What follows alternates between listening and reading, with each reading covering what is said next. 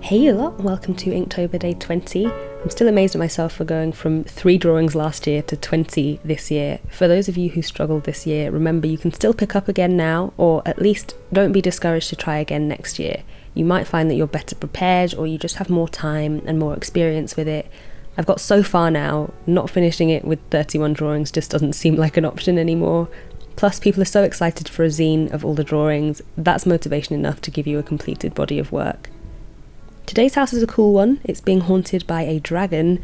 I decided to try a technique, or at least my take on it, of one-stroke painting. I've done this before with painting flowers, but not with ink, so I really wasn't sure if it would turn out how I planned. It ended up without the scaly texture I wanted from staggering my brushstroke, but overall I do like the gradient effect. You'll see what I mean later on anyway.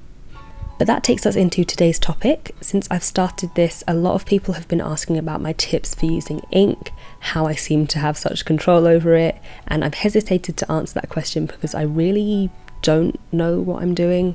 This is my first time working with ink so extensively in different tones, so everything at the moment is trial and error, and a lot of error at that.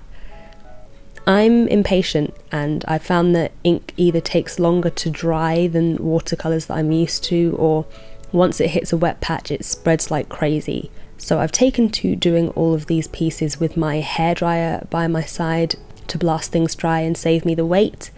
I found that even when I think it's dry, it sometimes isn't, so I've learned to just kind of go with the flow. When one area bleeds into another, I make that part of the drawing or try to layer over it later with a darker ink or a white ink. Another thing I've learned is that ink dries lighter than when it's applied, so that's always something to factor in.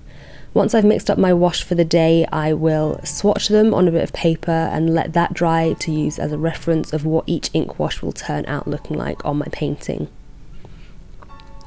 And that's about it really, to be honest. I think you can learn the most about ink by just using it. There's not a lot to explain. One question that I do get a lot also is the difference between ink and watercolour and which I prefer. I have to say I still prefer watercolours just because I feel like I have a lot more control. I always find it really refreshing to go back to watercolours after using something else like ink or gouache, because I remember what it's like to actually be able to predict how the paint will behave. I can relax when I'm using watercolours, not completely, but a little more than any other wet media. My YouTube friend Watercolour Misfit has some great videos on watercolour if you're looking to learn more about it. She explains things a lot better than how I explain ink stuff, trust me.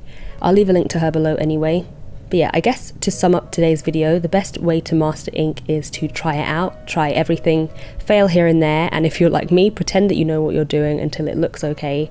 Thanks so much for joining me today. I will see you tomorrow for the next one.